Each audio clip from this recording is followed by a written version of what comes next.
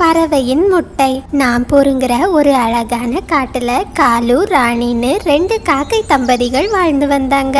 2 காகங்களும் தினமும் காலையில இறை தேடுறதுக்காக வெளியே போவாங்க. சாயங்கால நேரம் மறுபடியும் தங்களோட வீட்டுக்கு திரும்பி வருவாங்க. ஒரு நாள் காலு காகம் தன் மனைவி ராணி காகத்துக்கிட்ட இப்படி கேட்டுச்சு. ராணி, இப்பவே நேரம் ஆகிடுச்சு, வா நாம இன்னைக்கு இறை தேட போலாம். நான் வரல காலு, எனக்கு இன்னைக்கு ஏதோ உடம்பு சரியில்லை, நீங்க போயிட்டு வாங்க. என்னாச்சு ராணி? தினமும் சாப்பிடுறதுல என்னை விட நீதான் ரொம்ப ஆர்வமா இருப்ப. எனக்கு தெரியல காலு, உடம்பு எதுவும் முடியல, நீங்க போய் சாப்பிட்டுட்டு எனக்கும் உணவு கொண்டு வாங்க. ராணிக்காக இப்படி சொன்னதுமே அதனோட கணவர் காலு வழக்கம் போல இறை தேடுறதுக்காக வெளியே கிளம்பி போச்சு. அன்னைக்கு காலு காகத்தோட கண்களுக்கு ஒரு பெரிய ஆப்பிள் மரம் தென்பட்டுச்சு. அதுல இருந்த சுவையான ஆப்பிள் பழங்களை காலு காகம் ரொம்ப சந்தோஷமா சாப்பிட்டுச்சு. சாயந்தர நேரம் ஆனதுமே தன்னோட மனைவிக்கும் ஒரு ஆப்பிள் பழத்தை அது எடுத்துட்டு போச்சு. வீட்டுக்கு வந்த காலுக்கு ஒரு பெரிய அதிர்ச்சி காத்துக்கிட்டு இருந்துச்சு. ராணிக்காகம் அதனோட வீட்டுல 2 முட்டைகளை இட்டு இருந்துச்சு. ஆகா ராணி, என்னால நம்பவே முடியல, நாம இவ்வளவு சீக்கிரம் அப்பா அம்மாவா மாற போறோம்னு. எனக்கு ரொம்ப சந்தோஷமா இருக்கு. என்னாச்சு ராணி, உன் முகத்துல அந்த சந்தோஷமே தெரியல? காலு, என்னவோ நான் முட்டை இட்டதை நினைச்சு எனக்கு சந்தோஷம்தான், ஆனா அதை அடக்காக்குறத நினைச்சுதான் நான் ரொம்ப சோகமா இருக்கேன். என்னால நாள் முழுக்க வீட்டுல உட்கார்ந்து இந்த முட்டைகளை அடக்காக்க முடியாது. ஆனா ராணி, நம்மளோட குழந்தைங்க முகத்தை பார்க்கணும்னா நீ அடைகாத்து தானே ஆகணும். இந்த வேலைய வேற யாரு செய்ய முடியும்? அதுக்குதான் என்கிட்ட ஒரு அருமையான யோசனை இருக்கு. காலு, நீங்க நாளைக்கு காலையில போய் நம்ம காட்டுல எந்த பறவைகளோட வீட்டுல 2 முட்டை இருக்குன்னு பாத்துட்டு வாங்க. நாம அந்த பறவைக்கு தெரியாம அதனோட முட்டையை எடுத்துக்கிட்டு நம்மளோட முட்டைய வச்சிடலாம். நம்மளோட பசங்க வெளிவந்த அப்புறம் ஏதாவது காரணத்தை சொல்லி நம்மளோட குழந்தைங்களை அந்த பறவைகள் கிட்ட இருந்து வாங்கிடலாம். என்னவோ ராணி, எனக்கு என்னமோ இது ஆபத்தான விளையாட்டு மாதிரி தோணுது. சிரமத்தை பார்க்காம பேசாம நீயே இந்த முட்டைய அடகாக்குறது தான் நல்லதுன்னு எனக்கு தோணுது. ஓ அப்படியா? காலு, நீங்க மட்டும் நான் சொல்றத கேட்கல, இந்த முட்டையும் உங்களையும் தனியா இங்க விட்டுட்டு நான் என்னோட காட்டுக்கு போயிடுவேன். ஐயோ வேண்டா ராணி, அப்படி எதுவும் பண்ணிடாத. நாளைக்கே நீ சொல்றபடியே நான் செய்யறேன். அப்படியே அந்த நாள் முடிஞ்சு போச்சு. மறுநாள் காலையில காலுக்காகமோ ராணிக்காக சொன்னபடியே காட்டுல எந்த பறவைகளோட வீட்டுல முட்டை இருக்குன்னு பார்க்க போச்சு. துரதிர்ஷ்டவசமா மீனுங்கிற ஒரு சின்ன குருவி அன்னைக்கு தான் வீட்டுல 2 முட்டையை இட்டு இருந்துச்சு. இத பார்த்த மீனு குருவியும் அதனோட கணவரும் ரொம்ப சந்தோஷமா இருந்தாங்க. கொஞ்ச நேரத்திலேயே அங்க வந்த காலுக்காகவும் மீனு குருவியோட வீட்டுல முட்டை இருக்கிறத பார்த்துச்சு. ஆகா, இந்த குருவியோட வீட்டுல முட்டை இருக்கு, இதை இப்போவே ராணி கிட்ட போய் சொல்லலாம் அப்படின்னு நினைச்சுக்கிட்டே காலுக்காகவும் இந்த விஷயத்த ராணிக்காகத்துக்கிட்ட சொல்றதுக்காக வேகமா போச்சு. ராணி, நீ சொன்னபடியே காட்டுல எந்த குருவிகளோட வீட்டுல 2 முட்டை இருக்குன்னு நான் கண்டுபிடிச்சிட்டேன். மீனு குருவி இன்னைக்குதான் அதனோட வீட்டுல 2 முட்டையே இருக்கு. அந்த முட்டைகள் பாக்குறதுக்கு அச்சு அசலா அப்படியே நம்ம முட்டைகள் மாதிரியே இருக்கு. ஓ அப்படியா காலு, இது ரொம்ப நல்ல விஷயம். வாங்க இப்பவே நம்மளோட முட்டைகளை எடுத்துக்கிட்டு மீனுவோட வீட்டுக்கு போலாம். அந்த குருவி இல்லாத சமயம் பார்த்து இந்த முட்டைகளை மாத்தி வச்சிடலாம். அப்படி பேசிக்கிட்ட 2 காகங்களும் ஆளுக்கு ஒரு முட்டையை எடுத்துக்கிட்டு மீனுவோட வீட்டை நோக்கி பறந்து போனாங்க. ஒரு மரத்தோட பின்னாடி ஒளிஞ்சிருந்து காலுவும் ராணியும் அந்த 2 குருவிகளையும் பார்த்துக்கிட்டு இருந்தாங்க. கொஞ்ச நேரத்திலேயே மீனுவும் அதனோட கணவர் கோமலும் தண்ணி குடிக்கிறதுக்காக நதிக்கரையை நோக்கி போனாங்க. வாங்க காலு, சீக்கிரம், அந்த குருவிகள் திரும்பி வரதுக்குள்ள நாம முட்டைய மாத்தி வச்சிடுவோம். அப்படி பேசிக்கிட்ட காகங்கள் ரொம்ப வேகமா மீனு குருவியோட முட்டை இருந்த இடத்துல தங்களோட முட்டைய வச்சாங்க. மீனோட முட்டையை எடுத்துக்கிட்டு அங்கிருந்து பறந்த காகங்கள் வேகமா அந்த முட்டைய ஒரு ஆற்றுக்குள்ள போட்டுட்டாங்க. இது எதையுமே அறியாத அந்த 2 அப்பாவி பறவைகளும் தங்களுக்குள்ள இப்படி பேசிக்கிட்டாங்க. கோமல், நாளையில இருந்து நீங்க தனியா தான் உணவு தேட போனோம். நம்மளோட குழந்தைங்களை நான் ரொம்ப பத்திரமா அடகாக்க போறேன். சரி மீனு, எனக்கு ரொம்ப சந்தோஷம். நம்மளோட குழந்தைங்க முகத்தை பாக்குற நாளை நினைச்சு நான் ரொம்ப ஆர்வமா இருக்கேன். மறுநாள் காலையில மீனு குருவி சொன்னபடியே தன்னோட முட்டைகளை ரொம்ப பத்திரமா அடக்காத்துச்சு. இத மறைஞ்சிருந்து பார்த்த காலுவும் ராணியும் ரொம்ப சந்தோஷப்பட்டாங்க. ராணி, பாவம் அந்த அப்பாவி பறவை, அது நம்மளோட முட்டைன்னு தெரியாம அடக்காத்துக்கிட்டு இருக்கு. அதை பாக்குறதுக்கே பாவமா இருக்கு. அந்த குருவி ரொம்ப நல்ல முட்டைகளை அடக்காக்குது, இதுதான் எனக்கு வேணும். அப்பதான் நம்மளோட குழந்தைங்க ரொம்ப ஆரோக்கியமா இருப்பாங்க. இனிமே எனக்கு எந்த கவலையும் இல்லை. எனக்கு என்னெல்லாம் தோணுதோ அதை நான் சுதந்திரமா பண்ணலாம். இப்படியே கொஞ்ச நாட்கள் கடந்து போச்சு. ஒரு நாள் அந்த முட்டையிலிருந்து குஞ்சுகள் வெளிவர்ற நேரம் வந்துச்சு. அந்த முட்டையிலிருந்து ஒரு அழகான ஆண் காக்கையும் ஒரு அழகான பெண் காக்கையும் வந்துச்சு. இத பார்த்த மீனுக்குருவி ரொம்ப அதிர்ந்து போச்சு. அட கடவுளே, இது என்ன சோதனை! என்னோட முட்டையிலிருந்து காக்கை குஞ்சுகள் வெளிவந்திருக்கு. மீனு, இது கண்டிப்பா ஏதாச்சும் ஒரு காக்கையோட வேலையா தான் இருக்கும். அது நம்மளோட முட்டையை எடுத்துட்டு அதனோட முட்டையை இங்க வச்சிருக்கு. அப்படின்னா என்னோட முட்டைய அந்த காக்கை சாகடிச்சிருக்குமா? நீ கவலைப்படாத மீனு, நம்மளோட குழந்தைங்களை சாகடிச்ச காகங்களுக்கு நான் சரியான பாடத்தை கத்து கொடுக்கறேன். இப்போவே இந்த 2 காக்கை குஞ்சுகளையும் கொண்டு போய் ஆற்றுல எரிஞ்சிடுறேன். இல்ல வேண்டாம் கோமல், இது காகங்களோட முட்டைன்னு தெரியாம நான் இத ரொம்ப பாசமா அடக்காத்துட்டேன். என்னால இனிமே இந்த குழந்தைங்களை பிரிய முடியாது. இந்த காக்கை குஞ்சுகளை இனிமே நம்மளோட குழந்தைங்களாகவே வளர்ப்போம். அப்படின்னா சரி மீனு, உன்னோட விருப்பம் எதுவோ அதுதான் என்னோட இஷ்டமும். என்னோட செல்ல குழந்தைங்களே, உங்களுக்கு பசிக்குதா?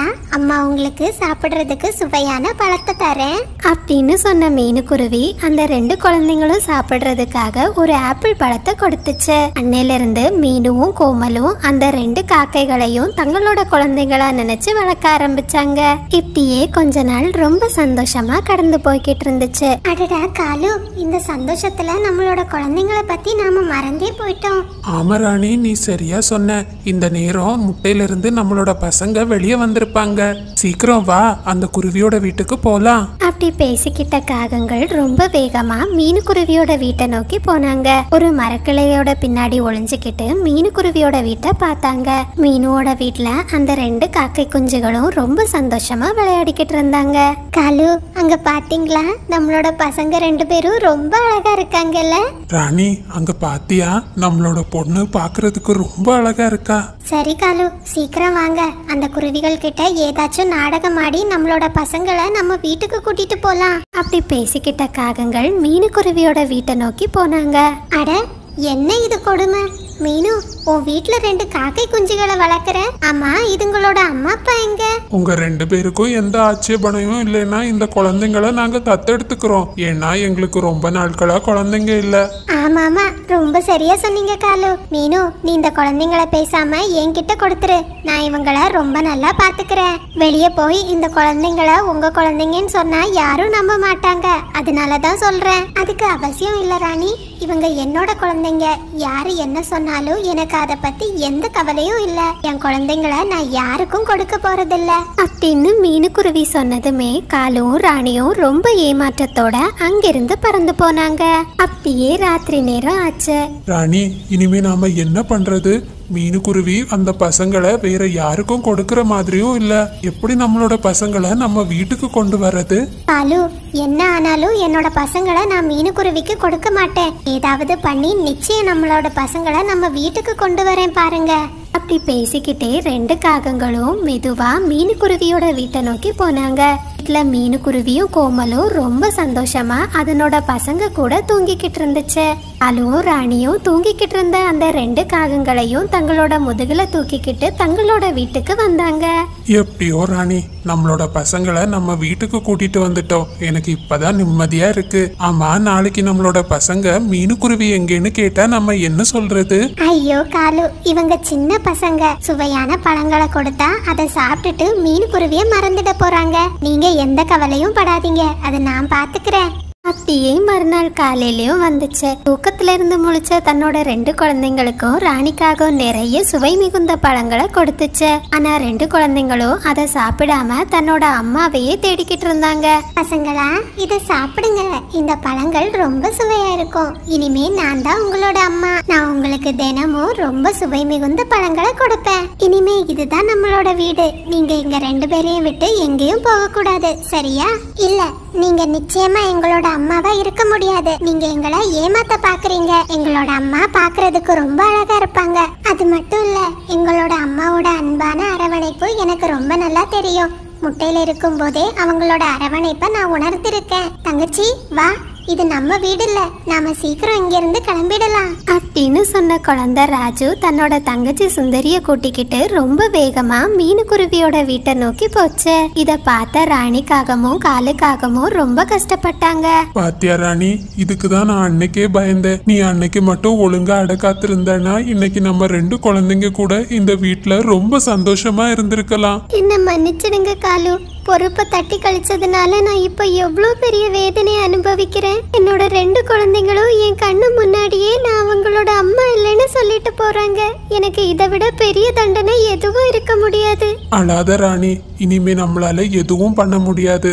தூரமா இருந்து நம்ம குழந்தைங்க வளர்றத பார்த்து நாம சந்தோஷப்பட வேண்டியதுதான் அப்படின்னு பேசிக்கிட்ட காகங்கள் தங்களோட குழந்தைங்க பறந்து போன திசையை நோக்கி ரொம்ப வருத்தப்பட்டு அழுதாங்க. அதே சமயத்துல அந்த 2 காக்கை குஞ்சுகளும் மீனு மற்றும் கோமல் கூட ரொம்ப சந்தோஷமா வாழ்ந்தாங்க. பசங்களா, இந்த கதையில வர ராணி காகத்தை மாதிரி வாழ்க்கையில யாரெல்லாம் அவங்களோட கடமையை செய்ய மறுக்கிறாங்களோ அவங்க பிற்காலத்துல அதை நினைச்சு ரொம்ப வருத்தப்படுவாங்க. அதனால நமக்கான கடமைகளை நாமளே செய்து முடிக்கிறது ரொம்ப முக்கியம். காட்டில் மழைக்காலம். நாம்பூருங்கிற ஒரு அடர்ந்த மலைக்காடு ஒண்ணு இருந்துச்சு. அந்த காட்டுல இருந்த மரத்துக்கு மேல ராணிங்கிற ஒரு காகம் கூடு கட்டி வாழ்ந்து வந்துச்சு. ராணி காகத்தோட பக்கத்து வீட்டுல மீனுக்குருவி வாழ்ந்து வந்துச்சு. மீனுக்குருவி ரொம்ப புத்திசாலியாகவும் சுறுசுறுப்பாகவும் இருந்துச்சு. அது எப்போதுமே காட்டுல ரொம்ப தூரமான இடங்களுக்கு பறந்து போய் உணவு சேமிக்கிறத வழக்கமா வச்சிருந்துச்சு. மீனுக்குருவியோட குணத்துக்கு நேர்மாறா ராணி காகம் இருந்துச்சு. அது ரொம்ப சோம்பேறி. எப்போதுமே தான் வீட்டுல படுத்து தூங்கி ஓய்வெடுத்துக்கிட்டு தான் இருக்கும். தன்னோட சோம்பேறித்தனத்தால ராணிக்காகவும் மற்ற பறவைகள் வீட்டுல இருந்து உணவு திருடி சாப்பிடுறத வழக்கமா வச்சிருந்துச்சு. இந்த மாதிரியே 2 பறவைகளோட வாழ்க்கையும் கழிஞ்சுக்கிட்டு இருந்துச்சு. ஒரு நாள் காட்டுல முட்டையிடும் காலம் வந்துச்சு. மீனுக்குருவி தன்னோட வீட்டுல ஒரு முட்டையை இட்டது. ராணிக்காகவும் தன்னோட வீட்டுல 2 முட்டையை இட்டது. 2 பறவைகளும் தங்களோட முட்டையை பார்த்து ரொம்ப சந்தோஷப்பட்டாங்க. முட்டையிடும் காலம் முடிந்து விட்டது. இதன் பிறகு மழைக்காலம் தான் ஆரம்பமாகும். அதற்கு முன்பாகவே என்னுடைய வீட்டை நான் கட்டிவிட்டால் என்னுடைய முட்டை ரொம்ப பாதுகாப்பாக இருக்கும். அப்படி சொல்லிக்கிட்டே புத்திசாலி மீனுக்குருவி ராணி காகத்தோட வீட்டுக்கு போச்சு. ராணி, இந்த பருவ காலம் முடிஞ்சு மழைக்காலம் தான் ஆரம்பமாகும். மழைக்காலத்துக்கு முன்னாடியே நாம வீட்டை கட்டிட்டா நம்ம முட்டைகளை பத்தி கவலையே படாண்டா. நான் காட்டுக்கு விறகெடுக்க போறேன். நீயும் என் கூட வரியா? அட மீனு, உனக்கு எப்போதும் எல்லாத்துலயும் அவசரம்தான். மழைக்காலத்துக்கு இன்னும் எவ்வளவோ நாள் இருக்கு. நான் வரல, நீ வேணா போ அப்படின்னு சொல்லிச்சு ராணிக்காகம். மீனுக்குருவி தனியாகவே காட்டுல குடைக்கிற குச்சிகள் எல்லாத்தையும் சேமிச்சு அதை தன்னோட வீட்டுக்கு எடுத்துட்டு போச்சு. தான் எடுத்துட்டு வந்த குச்சிகளை வச்சு ரொம்ப வேகமா வீடு கட்டுற வேலைய மீனுக்குருவி பண்ணிக்கிட்டு இருந்துச்சு. அந்த சமயத்துல ராணிக்காகமோ ரொம்ப நிம்மதியா தன்னோட வீட்டுல தூங்கிக்கிட்டு இருந்துச்சு. இந்த மாதிரியே 2 நாட்கள் கடந்து போச்சு. மீனுக்குருவி ஒரு வழியா தன்னோட வீட்டை கட்டி முடிச்சது. ஆனா சோம்பேறி காகமோ மழைக்காலத்துக்கு உணவு கூட சேமிக்காம தன்னோட வீட்டுல தூங்கிக்கிட்டு தான் இருந்துச்சு. அப்பாடா, ஒரு வழியா என்னோட வீட்டை கட்டிட்டேன். இனிமே என் முட்டைக்கு எந்த ஆபத்தும் வராது. என்னோட வீட்டுல என் முட்டை ரொம்ப பாதுகாப்பா இருக்கும். இனிமே மழை காலத்துக்கு தேவையான உணவுகளை சேமிக்க வேண்டியதுதான் அப்படின்னு சொல்லிக்கிட்டே மீனுக்குருவி உணவு சேமிக்கிறதுக்காக தன்னோட வீட்டுல இருந்து பறந்து போச்சு. காட்டுல ரொம்ப நேரம் அலைஞ்சு திரிஞ்சு தனக்கு கிடைச்ச உணவுகளை எடுத்துக்கிட்டு தன்னோட வீட்டுக்கு வந்துச்சு. இந்த மாதிரியே கொஞ்ச நாட்கள் கடந்து போச்சு. முட்டையிடும் காலம் முடிஞ்சதும் வழக்கம் போல மழைக்காலம் ஆரம்பமாச்சு. இத பார்த்ததுமே ராணி காகத்துக்கு ரொம்ப பயம் வந்துடுச்சு. ஏன்னா அது மழைக்காலத்துக்கு தேவையான எந்த முன்னெச்சரிக்கையும் பண்ணல. அட, என்ன இது? திடீர்னு குளிர்ந்த காத்து வீசுது, வானம் வேற இருட்டாகுது. ஒருவேளை மழைக்காலம் ஆரம்பிச்சிருக்குமோ? ஐயோ, இன்னும் நான் எதுவுமே பண்ணலையே. என் முட்டைகளை எப்படி மழையில இருந்து பாதுகாப்பேன் அப்படின்னு சொன்ன ராணிக்காகவும் ரொம்ப வேகமா ஒரு வாழை இலைய பறிச்சுக்கிட்டு தன்னோட வீட்டை நோக்கி வந்துச்சு. தான் எடுத்துட்டு வந்த வாழை இலைய தன்னோட கூடு மேல வச்சு மழை நனையாதபடி அதுக்குள்ள தன்னோட முட்டைகளையும் வச்சுக்கிட்டு பாதுகாப்பா இருந்துச்சு. கொஞ்ச நேரத்திலேயே கருமேகங்கள் மழைய பொழிய ஆரம்பிச்சாங்க. ராணிக்காகமும் ஒருவித பயத்தோட தன்னோட கூட்டுல இருந்தபடியே மழைய பார்த்துக்கிட்டு இருந்துச்சு. அதே சமயத்துல மீனுக்குருவியோ புதிதா பிறந்த தன்னோட குழந்தை கூட மழைக்காலத்தை ரொம்ப சந்தோஷமா ரசிச்சுக்கிட்டு இருந்துச்சு. அப்பாடா, மழைக்காலத்துக்கு முன்பாகவே நான் எல்லா வேலையும் பண்ணி முடிச்சிட்டேன். இனிமே மழைக்காலம் முடியும் வர உணவுக்காக நான் எங்கேயும் போக வேண்டாம். என் வீட்டுக்குள்ளேயே ரொம்ப பாதுகாப்பா இருந்துக்கலாம். ஆனா நேராக மழையோட தாக்கம் ரொம்ப அதிகமா இருந்துச்சு. அது மட்டும் இல்ல, மழையோட சேர்ந்து புயல் காற்றும் வீச ஆரம்பிச்சது. இதனால ராணி காகத்தோட வீட்டுல இருந்த இலை காத்துல அப்படியே பறந்து போயிடுச்சு. வாழை இலை பறந்து போனதுமே மழை நீர் ராணி காகத்தோட கூட்டுக்குள்ள விழ ஆரம்பிச்சது. நேராக ராணி காகத்தோட கூடு முழுவதும் தண்ணியால நிரம்பிடுச்சு. ராணி காகத்தோட முட்டையோ தண்ணியில மிதந்துக்கிட்டு இருந்துச்சு. ஐயோ, இப்ப நான் என்ன செய்கிறது? எப்படி இந்த மழையில இருந்து என்னையும் என் முட்டையும் பாதுகாக்க போறேன்? அப்படின்னு சொன்ன ராணி காகம் தன்னோட முட்டையை தூக்கிக்கிட்டு மீனுக்குருவியோட வீட்டை நோக்கி ரொம்ப வேகமா பறந்து போச்சு. மீனு, மீனு, வீட்டோட கதவை தர. மீனு, அட, இந்த மழையில யார் என்ன கூப்பிடுறது? யார் வந்திருக்கீங்க? நான் தான் மீனு ராணி. தயவு செஞ்சு உன் வீட்டோட கதவை தர, இல்லைன்னா இந்த மழையில நானும் என்னோட முட்டைகளும் இறந்து போயிடுவோம். ராணி காகம் இப்படி சொன்னதுமே மீனுக்குருவி ராணி காகத்துக்கு மேல இறக்கப்பட்டு இப்படி சொல்லுச்சு. நான் வீட்டோட கதவை திறக்கிற ராணி, நீ பயப்படாத அப்படின்னு சொன்ன மீனுக்குருவி தன்னோட வீட்டோட கதவை திறந்துச்சு. உடனே ராணி காகம் மீனுக்குருவியோட வீட்டுக்குள்ள வந்துச்சு. பயப்படாத ராணி, இனிமே உனக்கும் உன் முட்டைக்கும் எதுவும் ஆகாது. மழைக்காலம் முடிஞ்ச அப்புறம் உனக்காக சீக்கிரம் ஒரு வீடு கட்ட தொடங்கு. அப்படி சொன்ன மீனுக்குருவி ராணி காகத்துக்கு சாப்பாடும் கொடுத்து தங்குறதுக்கு வெதுவெதுப்பான இடத்தையும் கொடுத்துச்சு. ராணி காகமும் ரொம்ப சந்தோஷத்தோட மீனுக்குருவியோட பெட்ல படுத்து தூங்குச்சு. மறுநாள் காலையில காட்டுல ஒரு வழியா மழை முடிஞ்சு அமைதியான சூழல் நிலவுச்சு. இத பார்த்த மீனுக்குருவி ராணி காகத்துக்கிட்ட சொல்லுச்சு. ராணி, ராணி, ராணி, சீக்கிரம் எழும்பு. மழை நின்னுடுச்சு பாரு. சீக்கிரம் உனக்கான ஒரு வீடை கட்டி அதுல உன் முட்டைகளை பாதுகாப்பா வச்சுக்கோ. நேத்து பெஞ்ச மழையில எனக்கு உடம்பு சரியில்லாம ஆகிடுச்சு மீனு. இன்னைக்கு ஒரு நாள் மட்டும் வீட்டுல தங்கிக்கிறேன். நாளைக்கு போய் என் வீடு கட்டுற வேலையை நான் தொடங்குறேன். அப்படியா? சரி ராணி, நீ அப்போ வீட்டுல இருந்து என்னோட குழந்தைய பாத்துக்கோ. நான் வெளியே போய் உணவு எடுத்துக்கிட்டு வரேன். அப்படி சொன்ன மீனுக்குருவி தன்னோட குழந்தைய ராணி காகத்துக்கிட்ட விட்டுட்டு உணவு தேடுறதுக்காக அங்கிருந்து பறந்து போச்சு. சோம்பேறி ராணி காகமும் மீனுக்குருவி கிட்ட போய் சொல்லிட்டு நிம்மதியா மீனுவோட வீட்டுல படுத்து தூங்கிக்கிட்டு இருந்துச்சு. அந்த சமயத்துல மீனுக்குருவியோட பொண்ணு சாரா ரொம்ப சந்தோஷமா விளையாடிக்கிட்டு இருந்தது.